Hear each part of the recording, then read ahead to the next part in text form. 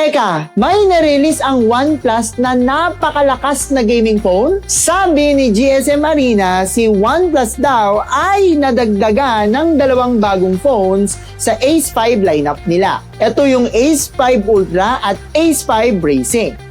Yung Ace 5 Ultra ay naka-Dimensity 9400 Plus coupled with 12GB or 16GB LPDDR5 XRAM and 256GB 512GB at 1TB UFS 4.0 storage. While yung Ace 5 Racing naman has the same specs ng Ace 5 Ultra pero mas malakas ang battery with 7,100 mAh compared sa 6,700 mAh ng Ace 5 Ultra. Saka mas mahina din ang camera ng Ace 5 Racing pero gaming phone naman siya so wala tayong pakialam sa camera nito. Speaking of walang pakialam, mukhang wala din pakialam ang China na i-launch ang mga phones na ito globally and mananatili silang Chinese exclusive phones for now.